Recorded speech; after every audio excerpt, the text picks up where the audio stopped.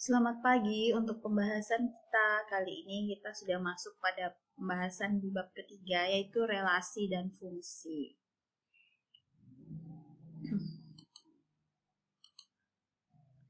Nah, untuk kompetensi dasar pada bab ini kita diharapkan bisa mendeskripsikan dan menyatakan relasi dan fungsi dengan menggunakan berbagai representasi, yaitu kata-kata, tabel, grafik, diagram, dan persamaan.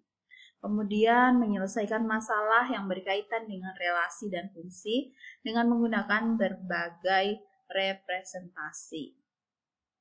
Untuk pengalaman belajar, menyatakan masalah sehari-hari yang berkaitan dengan relasi dan fungsi, menyatakan fungsi dengan diagram panah, koordinat kartesius, dan himpunan pasangan berurutan. Kemudian menyatakan suatu fungsi dalam bentuk notasi dan rumus. Kemudian menyusun tabel berisi hubungan antara anggota daerah asal dengan nilai fungsinya. Terakhir, menggambarkan grafik fungsi pada bidang koordinat kartesius.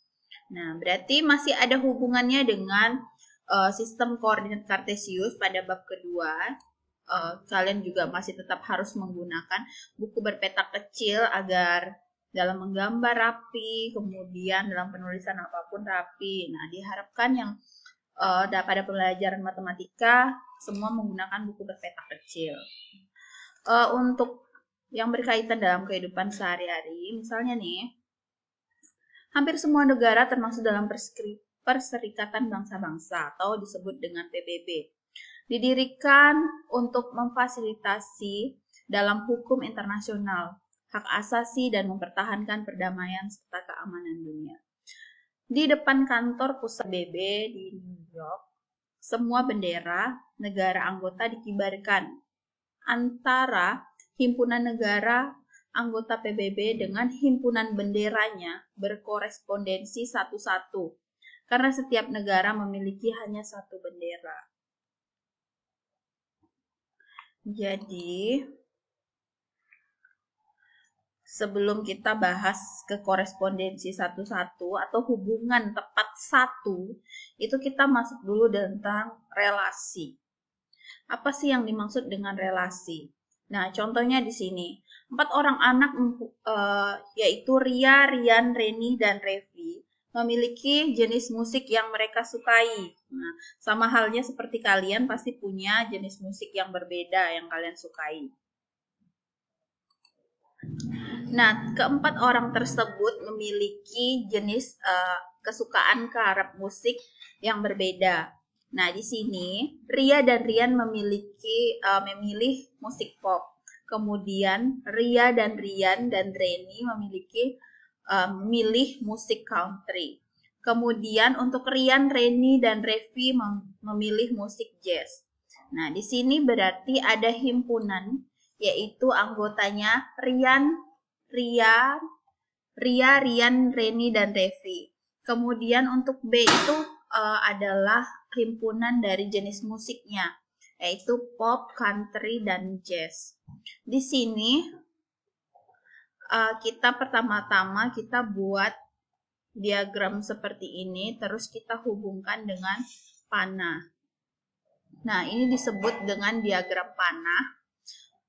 Ria menyukai jenis musik pop, kemudian diarahkan juga ke country karena dia menyukainya juga. Kemudian untuk Rian, nah kita hubungkan ke panah di mana hasilnya adalah yang mereka pilih atau mereka sukai. Nah, jadi di sini adalah hubungan antara anggota A dan anggota B. Nah, jadi pada relasi dari himpunan A ke himpunan B tersebut, masing-masing anggota himpunan A dapat dipasangkan dengan satu atau beberapa anggota relasi. Nah, jadi kalau pada relasi dari himpunan A itu boleh berpasangan lebih dari satu pasangan. Jadi dia boleh memasangkan dirinya misalnya dengan 3 pilihan boleh. Himpunan B dapat terjadi ada anggota himpunan A. dan tidak memiliki pasangan dengan anggota himpunan B. Kemudian, relasi dari himpunan A ke himpunan B adalah suatu aturan yang memasangkan anggota himpunan A dengan anggota himpunan B.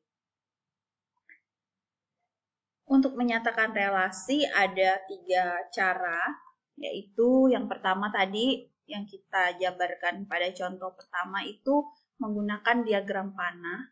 Kemudian yang kedua dengan menggunakan diagram kartesius. Yang ketiga menggunakan himpunan pasangan berurutan. Jadi kita tuliskan pasangan berurutannya. Nah, kita masuk dulu ke dalam diagram panah. Misalnya antara himpunan A, yaitu anggota himpunannya ada Aldi, Siva, Nadia, dan Dani. Dan kemudian untuk himpunan B itu isinya adalah permainan, yaitu anggotanya ya ada voli, ada basket, dan tenis. Terdapat relasi gemar bermain. Jadi ada hubungannya di sini. Kalau tadi menyukai, jadi relasi yang terjadi pada himpunan ini adalah gemar bermain. Jadi anggota himpunan A yang berelasi dengan anggota himpunan B ditunjukkan dengan arah panah. Jadi misalnya contohnya Aldi, dia menyukai voli, berarti Aldi gemar bermain voli. Jadi bacakan kayak gini, Aldi gemar bermain voli. Kemudian di sini Siva gemar bermain voli, Siva gemar bermain basket. Nah, jadi ini relasi yang terjadi adalah gemar bermain. Kemudian kalau dituliskan dalam kalimat seperti ini, Siva gemar bermain voli dan basket. Karena panah dari himpunan A ke himpunan B, Siva ini ke voli dan ke basket. Dan seterusnya, misalnya Dani gemar bermain tenis. Selanjutnya, nah untuk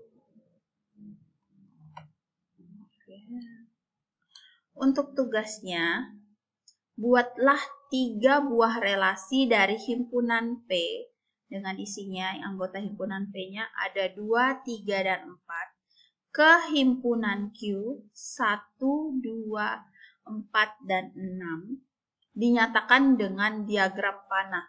Jadi relasi apa saja yang bisa terjadi pada himpunan ini? Misalnya 2 lebih kecil dari 1.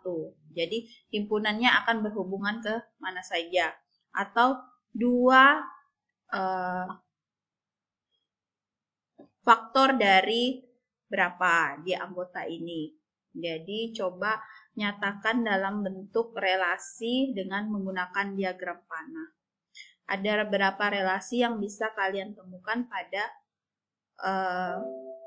himpunan P dan Q ini.